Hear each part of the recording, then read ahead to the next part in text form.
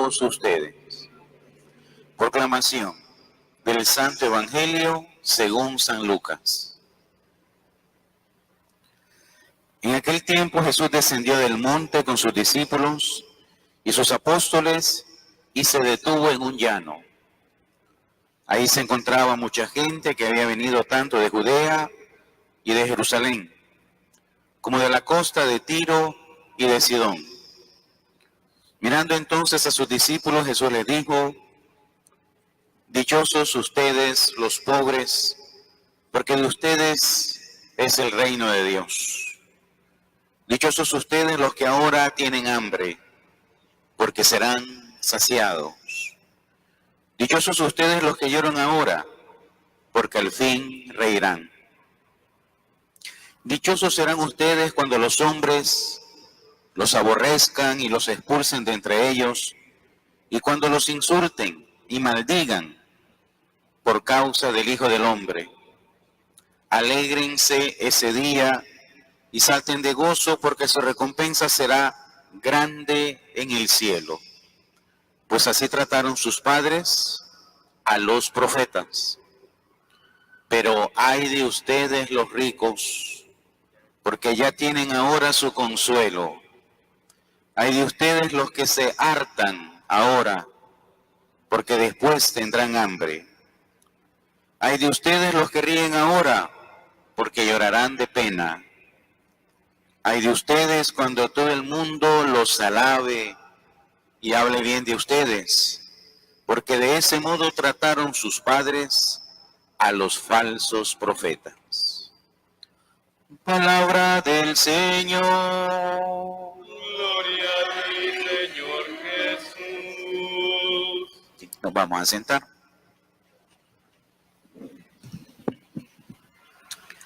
El día de hoy estamos aquí en el Ambón, como en un jardín, precisamente por la solemnidad que tuvimos ayer de la ordenación de 9 diáconos, que ahora son 9 sacerdotes nuevos para la arquidiócesis y para nuestra iglesia nicaragüense. Siempre pedirles que podamos profundizar en la palabra del Señor. Primera lectura, lectura de Jeremías. La segunda lectura del apóstol San Pablo a los Corintios. Y el evangelio correspondiente a San Lucas. Tratemos de releer la palabra. Superemos la cultura del cumplimiento. Vengo a misa, ya cumplí, ya vine. Y si alguien me pregunta qué leyeron en la primera lectura, no me acuerdo. ¿Qué leyeron en la segunda lectura? No sé. ¿Cuál fue el salmo? No me acuerdo. ¿Cuál fue el evangelio? No me acuerdo, pero lo importante es que ya fui a misa, ya cumplí. Tratemos de superar esa cultura del cumplimiento y hagamos nuestro mejor esfuerzo en vivir la palabra del Señor. Siempre recordemos que el Nuevo Testamento comienza con la frase de María: Señor, aquí está tu sierva, hágase en mí según tu palabra. Ya que se dice que Nicaragua es un pueblo mariano, entonces repitamos las palabras de la Virgen: hágase en mí, hágase en mi familia, hágase en nuestra patria, según tu palabra. La primera lectura del libro del profeta Jeremías, si tienen sus hojitas ahí, pueden verla. Bienaventurado el hombre que pone su confianza en el Señor.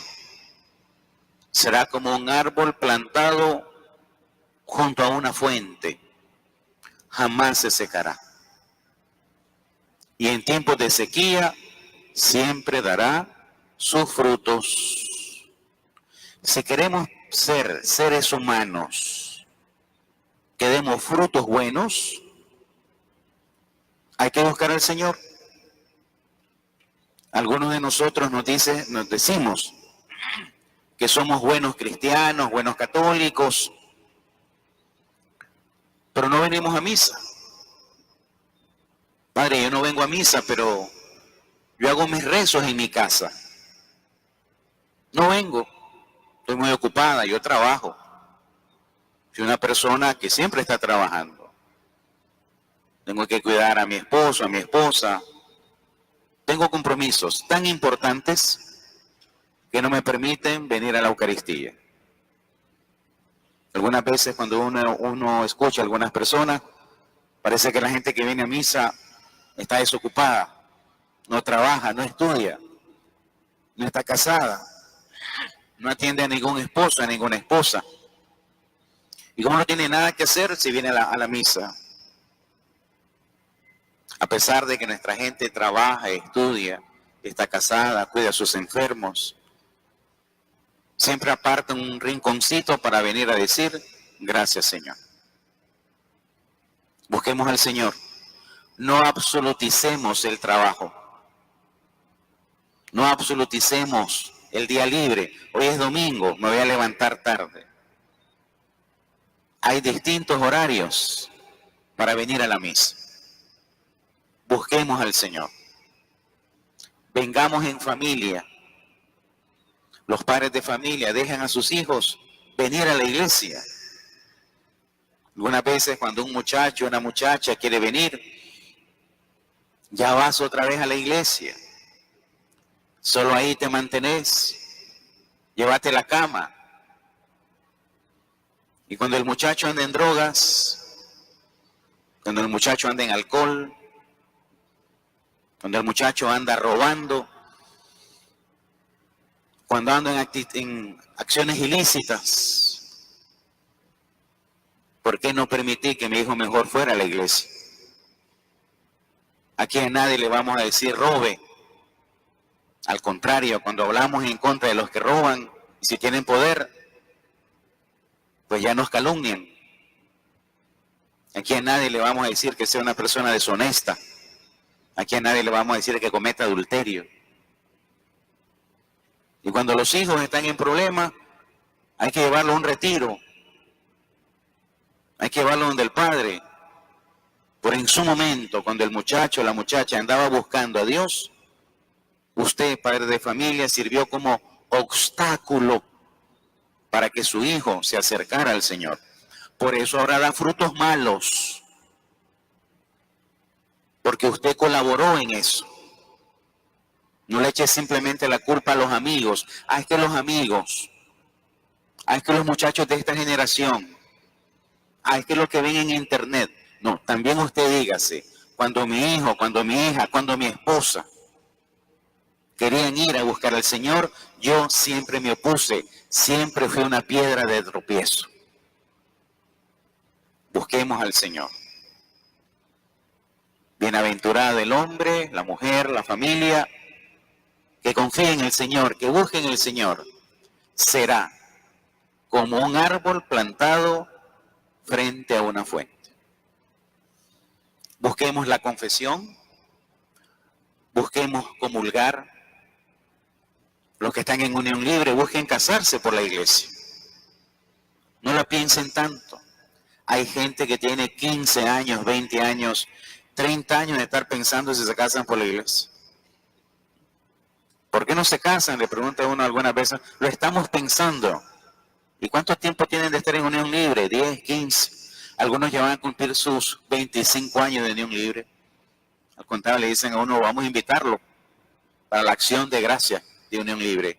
Muy católicos, pero nunca se casan. Busquemos al Señor. Si queremos dar frutos buenos, busquemos a Jesús. No queremos dar frutos buenos, alejémonos del Señor.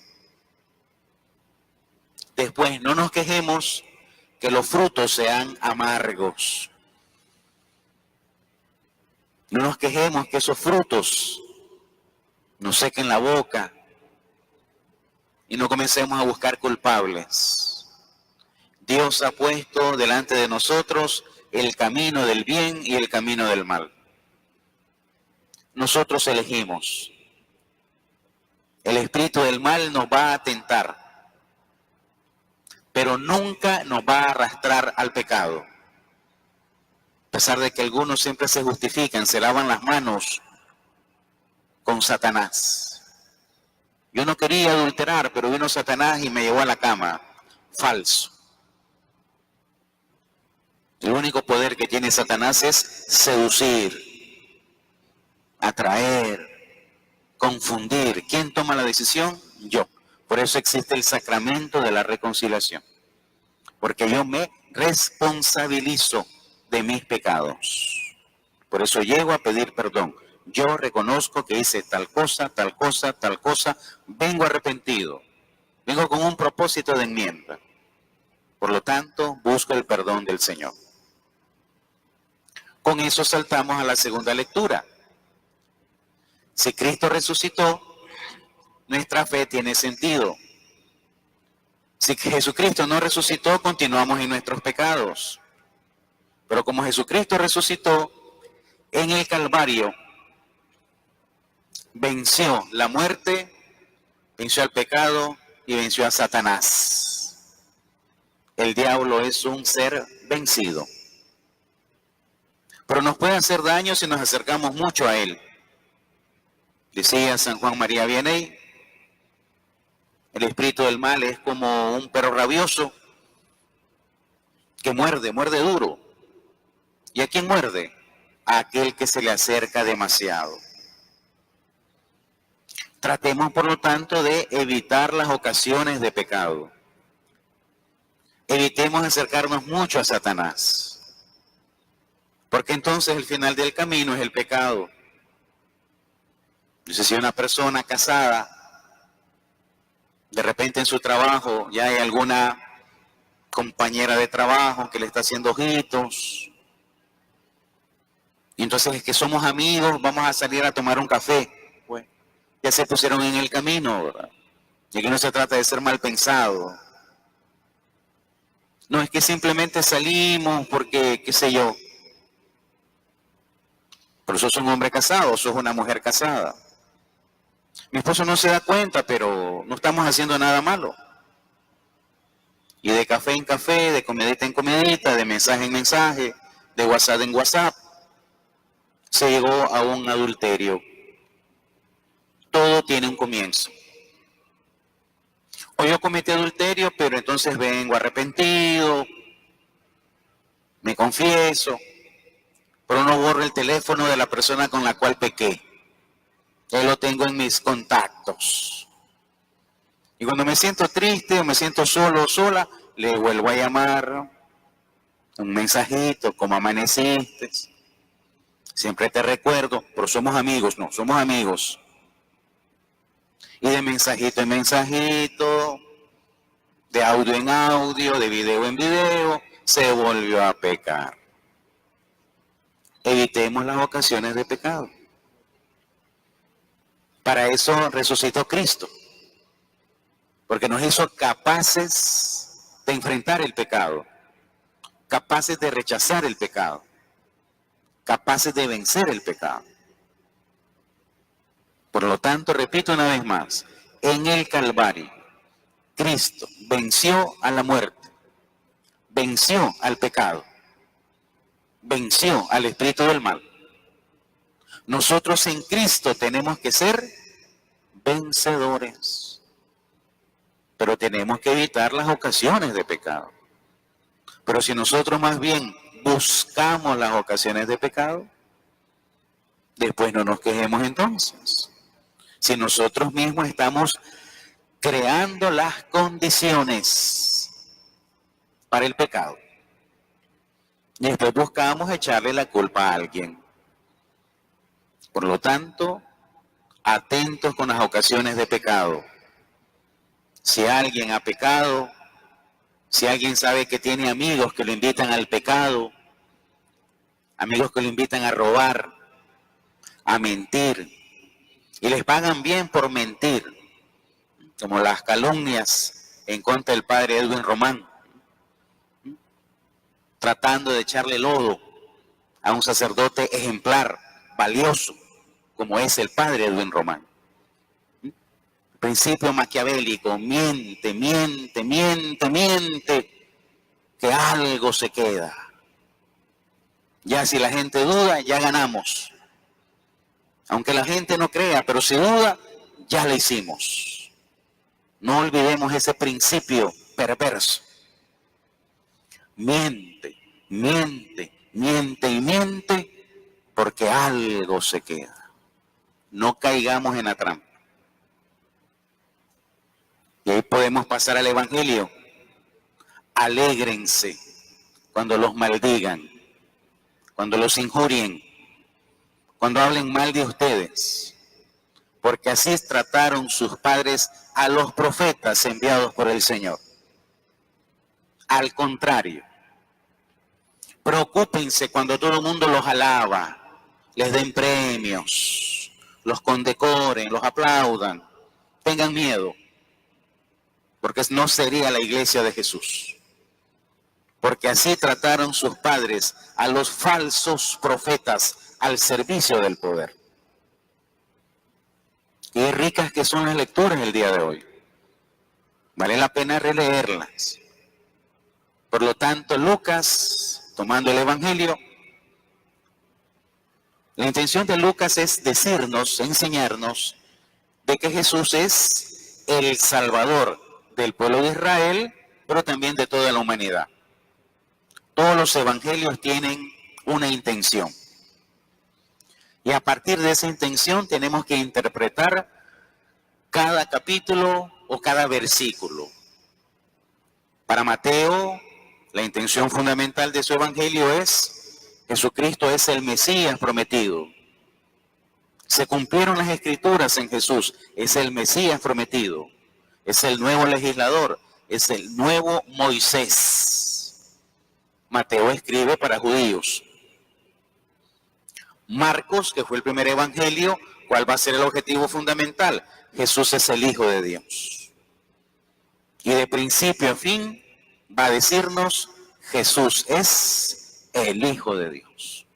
Para que también nosotros terminemos como el centurión en el capítulo 15. En realidad, este hombre es el Hijo de Dios. San Marcos escribe para que yo al final de leer el evangelio confiese: Jesús es el Hijo de Dios. Lucas, ¿cuál es la intención de Lucas? Jesús es el Salvador de Israel. No hay otro. Y no solamente el Salvador de Israel, es el Salvador de toda la humanidad. Judíos y no judíos. Lucas es griego, es médico, es laico, no es sacerdote, no es fariseo, es un médico de ascendencia griega, laico. Sin embargo, dice: Jesús es el Salvador de toda la humanidad. No necesito ser judío para creer en Jesús. Lucas. Juan, ¿cuál es la intención de Juan? Que creamos en Jesús. Capítulo 20. Muchas cosas hizo Jesús que no están escritas en este libro. Lamentablemente los protestantes no terminan de comprender eso. Juan, capítulo 20. Muchas cosas hizo Jesús, no están contenidas en este libro. Es imposible poner todo lo que Jesús hizo. No se puede. Por eso algunas cosas se transmiten por tradición oral. Nuestra fuente también para los católicos. La tradición oral, lo que se vino transmitiendo de generación en generación. Shema Israel, capítulo 6. Escucha Israel. Nuestro Dios es solamente uno. Amarás al Señor con todo tu corazón, con toda tu boca, con toda tu alma. Esto se lo repetirás tú a tus hijos. Mientras vas de camino, cansado, acostado, siempre lo repetirás. No habían libros, hoy tenemos libros, nos parece tan normal. Recuerden que la imprenta allá fue descubierta por el 1450. 1450 años antes no teníamos libros, no había internet. Todo era de viva voz, tradición oral. Negar eso es negar la historia. Tradición oral, de generación en generación. De igual manera, la iglesia primitiva también transmitió cosas vía oral y después lo oral se puso por escrito. Es muy importante para nosotros los católicos. Por lo tanto, dice Juan, capítulo 20, muchas otras cosas están escritas, no están escritas en este libro. Las que alcanzamos a escribir es para que ustedes crean de que Jesús es el Hijo de Dios y creyendo en Él, tengan vida eterna. Cada evangelio tiene una intención teológica. Eso deberíamos de saberlo todos los católicos. Para ser, como dice la primera lectura, un árbol plantado junto a la fuente y que nadie nos engañe. Ningún predicador que venga a golpearnos nos engañe. O que vemos un programa que National Geographic encontraron la tumba de Jesús. Ahí están los huesos. Ahí hicimos una prueba de carbono 14 y sí, son los huesos de Jesús. Descubrieron la tumba de Jesús y al lado está María Magdalena. Falso. Por más programas que pase National Geographic, mi fe me dice que Jesús resucitó. Y cuando uno va a Jerusalén, la alegría que uno tiene es que aquí está la tumba de José, aquí está la tumba de David, aquí está la tumba de no sé quién, aquí está la tumba de no sé cuánto, y anda uno viendo todos los lugares, aquí está la tumba de tal. Y cuando uno llega a la tumba de Jesús, bendito Dios, está vacía. No está Jesús ahí. Y al final, si uno ha andado todo el día caminando, cuando entra al Santo Sepulcro y dice, bendito Dios, es la única tumba que está vacía, la de Jesús. Por lo tanto, Lucas, Jesús es el Salvador de toda la humanidad. La salvación tiene sus exigencias. La salvación tiene sus exigencias. Atento con lo que dicen los protestantes. Una exageración de Romanos capítulo 10. Proclama con tu boca, con tus labios, que Jesús es tu único y suficiente Salvador y serás salvo. Todo el mundo, levanta tu mano y proclama con tu boca y con tus labios que Jesús es tu único y suficiente Salvador, soy salvo, se acabó. Declaro salvación, no hay nada más que hacer. Falso. Es una mala interpretación de Romanos 10. En otro momento vamos a hablar de eso. ¿Qué nos dice Lucas? La salvación tiene sus exigencias. No es simplemente levantar la mano y se acabó. Y declarar salvación. No, Señor. Jesús es un camino. Jesús es maestro. Hay que caminar ese camino. No hay que perderse. Jesús es la verdad. Hay que ir de acuerdo a la verdad de Jesús. No tengo por qué dejarme arrastrar por la mentira. Y cuando hay un contexto de mentira, decir la verdad es arriesgado, porque la verdad siempre es perseguida. Decía este famoso escritor George Orwell, de La Rebelión en la Granja, si se acuerdan, George Orwell, en un contexto de engaño universal, decir la verdad es un acto revolucionario, decía George Orwell. Podríamos decir ahora que es un acto de atrevimiento, es una valentía, mejor quedarse callado y mentir. Lucas, la salvación tiene sus exigencias, hay que caminar el camino, hay que profesar la fe, hay que profesar la verdad, hay que convertirse. De tal manera que yo no puedo ser rico amasando una gran fortuna, haciendo de mis hermanos masa. Despojo a los demás para hacer mi propia fortuna. Esa riqueza es pecaminosa. Y aquí nos ayudan tantos santos. Tenemos a Sor María Romero. Manos que dan, nunca están vacías. Sor María Romero, nuestra beata nicaragüense. Pues entonces no se puede tener dinero. Sor María Romero, manos que dan, nunca están vacías. No tenemos que tener manos para acaparar, para el monopolio, para amasar. Manos que dan, nunca están vacías. Queremos que nuestras manos nunca estén vacías. Demos. Queremos ser esclavos de nuestra riqueza. Acaparemos, monopolicemos. Y al fin y al cabo no vamos a tener riqueza. La riqueza nos va a tener a nosotros. Y vamos a ser esclavos cuidando la riqueza. Y por eso tenemos tantos problemas en nuestros países. Gente que está defendiendo sus fortunas, sus grandes fortunas, y están dispuestos a todo por eso. Lucas, manos que dan nunca están vacías. Sor María Romero, Jesús en los Hechos de los Apóstoles, hay más alegría en dar que en recibir. Hay más alegría en dar que en recibir. San Francisco de Asís, dando es como recibimos. Quiero recibir, hay que dar. Uno solamente quiere recibir y recibir y recibir y nunca dar, o dar migajas para tener serviles. San Francisco de Asís decía, porque dando es como recibimos. Quiero recibir, hay que dar. Quiero siempre tener, bueno, tengo que tener una mano que siempre dé, porque nunca va a estar vacía. Un corazón que se da, nunca está vacío. ¿Por qué? Porque hay más alegría en dar que en recibir. Puro magisterio bíblico, puro magisterio de la iglesia. En este sentido habla Lucas, ay de ustedes los ricos. Por lo tanto, tratemos entonces un momento determinado de compartir las bendiciones que el Señor nos da. Dar. También no se trata de que entonces pues voy a ser pobre, ¿no? Porque la pobreza puede ser también consecuencia del pecado social. Tal vez no somos pobres, somos empobrecidos. Nicaragua no es un país pobre, es un país empobrecido. Lo han exprimido todo el que va llegando.